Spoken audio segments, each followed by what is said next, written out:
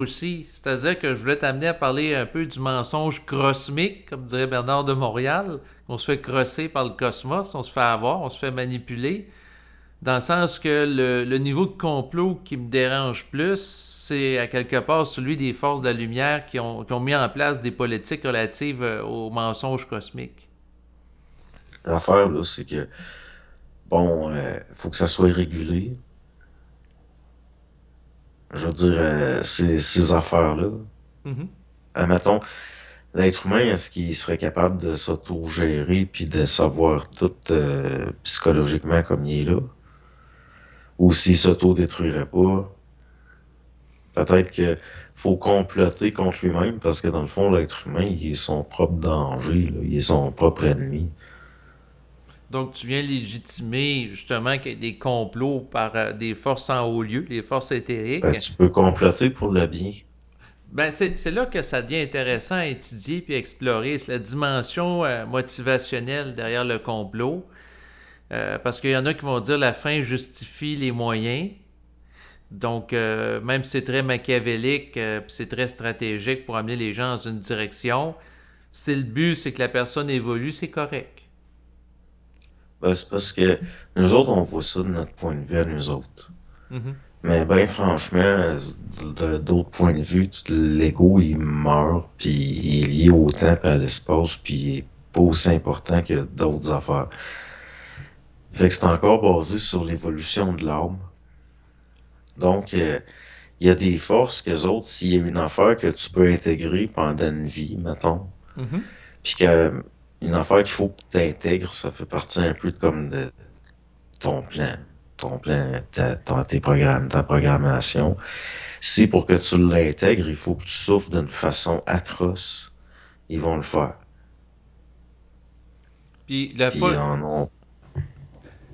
rien, Hein? ils en ont rien à foutre que la personne souffre, ils n'ont pas de compassion. Fait qu'ils Ouais. sont un peu comme des sociopathes ou certains psychopathes qui nous gouvernent. L'affaire, c'est que plus que t'as l'évolution des armes qui se fait, ben, plus que c'est des armes de plus en plus perfectionnées. Fait que d'une certaine façon, tu vas souffrir pour intégrer, mais avec le temps, ça fait des armes de plus en plus perfectionnées. OK. L'ego, par exemple, que dans une existence, il souffre beaucoup de complots qui, justement, proviennent du plan éthérique, qui vont le raffiner sur le plan énergétique ou structurel. Une fois que le corps, la vie prend fin, l'âme, par la suite, si l'âme n'a pas fusionné, ben, elle se ramasse en astral puis est récupérée par On va être des forces. étudié, puis Ouais. chaque partie, tu sais, c'est multidimensionnel, un humain incarné, mais quand il se désincarne, chaque partie, elle retourne C'est d'où ça, elle mais vient. je veux dire, l'âme qui est un peu plus perfectionnée, si elle n'a pas fusionné avec l'esprit, est pogné et pris à se réincarner par la suite. Oui, mais tu sais, la notion de réincarnation est spéciale parce que, dans le fond, l'ego, lui, il meurt. Puis les égos se réincarnent pas. C'est ça qui est spécial, mais même, mais il reste l'âme, elle est immortelle, on dirait qu'elle meurt pas. Mais il reste que c'est pas l'âme puis l'ego, c'est pas la même affaire. Puis une âme, c'est, comment je pourrais dire ça? C'est, c'est, c'est, c'est pas humain, comme. Je veux dire, tu sais, admettons que t'as un contact avec un ego humain, tu sais, psychologique, puis tout, puis tu parles avec, puis il y a des réactions, puis tout, puis... Tandis que, tu sais, tu sens qu'il y a quelque chose il y a une personne, tu sais, qui est là. Mhm. Mais l'âme, là, les âmes, là, c'est bizarre, ça ressemble, c'est pas comme du monde. Tu sais, c'est comme pas conscient. Mais je pense que ça n'a pas de conscience psychologique. C'est comme des petits-enfants, un peu. Il y a quelque chose de... C'est niaiseux, un peu. Je sais pas si tu comprends ce que je veux dire. Ben, pour Moi, en tout cas, clarifier, ça me fait cet effet-là. mais pour clarifier, l'âme, est-ce que tu le conceptualises comme étant une structure énergétique qui est autonome, qui passe à travers le corps physique, l'ego? Non, ben, à un moment donné, elle est autonome, oui, puis non, là, mais je veux dire, ça reste que c'est phénoménal. Dans le sens il y a un phénomène. Mais je le vois pas comme... tu sais, c'est le genre d'affaire, de toute façon, on peut pas vraiment vérifier, puis... Mhm. Mais l'âme, c'est clairement une façon de... C'est lié à l'enregistrement de l'expérimental planétaire dans quelque chose. C'est ça qui va garder l'information. Mhm. Parce que l'ego, lui, il est amené à mourir, il est amené même à perdre la mémoire de son vivant des fois. Mais l'âme, elle se souvient de tout. C'est elle le véhicule qui va avoir l'information de la mémoire Oui, donc incarnationnelle. un peu comme une boîte noire dans un avion qui va Ouais, c'est elle qui garder. traverse avec ça. C'est ça, si l'avion L'éther. crash, ben la boîte noire elle continue à exister, puis ça nous donne des informations par rapport à ce qui a été enregistré pendant le vol. Puis tu sais, c'est comme, si tu regardes, mettons, comme les plans des âmes à naître. Mhm.